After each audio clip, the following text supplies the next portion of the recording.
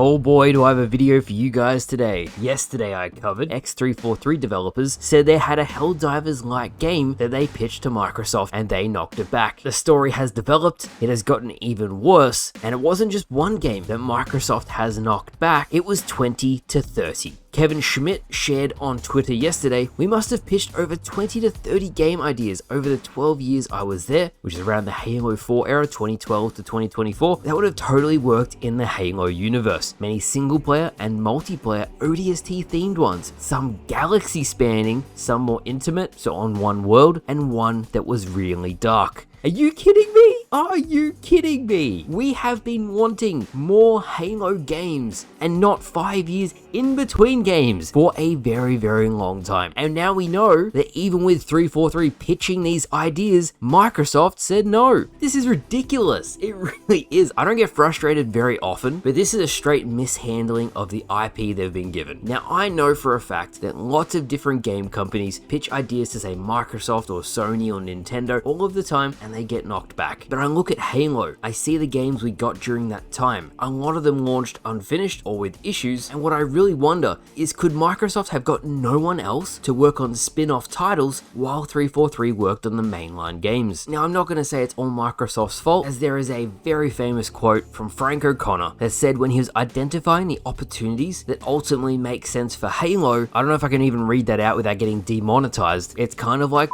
you know it when you see it. I cannot believe he was in charge for as long as he was. To make that sort of statement professionally is absolutely ridiculous. Now, we even got some other inside information. Alex Sencha, who worked at 343 Industries for over 4 years, reads, having worked there for 4+ years, some of the ideas they had are worse than you'd imagine. No accountability for failure results in this. Alex has worked for both 343 and Microsoft, and that was something I heard a lot of for a very long time. The same mistakes were repeated over and over and over again. And that is why we probably got all those issues with every single game coming out, because they were just repeated over and over again. That is why for the first time in a while, all of the huge staffing changes over at 343, all the major studio heads are gone. Pierre Hintz, the new guy, is in charge. He doesn't have social media. He made one broad statement that 343 will continue to develop Halo now and into the future, and then he's let his work speak for himself. I'd be very curious to see when they unveil the next Halo game, whenever that is, what he has to say. I really hope the success of Helldivers is the wake-up call Microsoft needs to put more studios and create more Halo projects beyond the mainline games we get. I've seen so many comments online, and I'll read you one I saw saying my entire Xbox crew plays on Steam, and I sold them the game, Helldivers, by telling them it's the ODST game we always wanted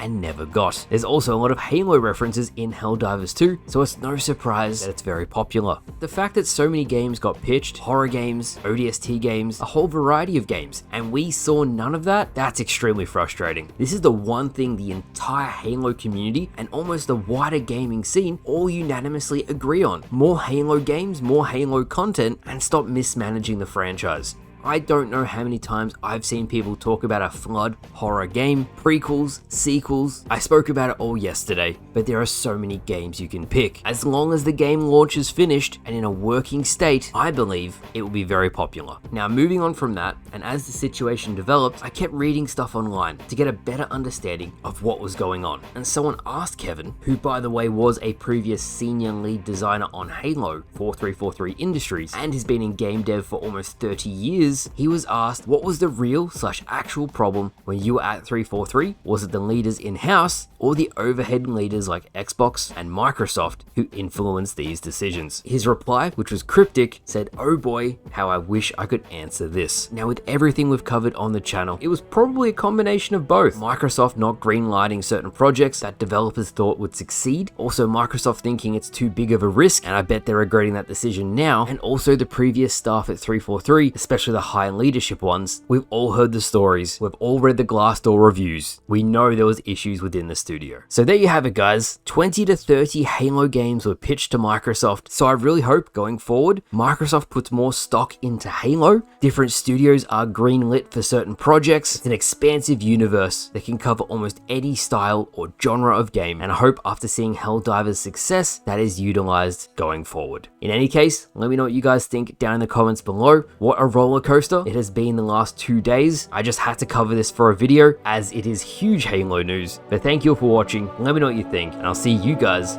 later.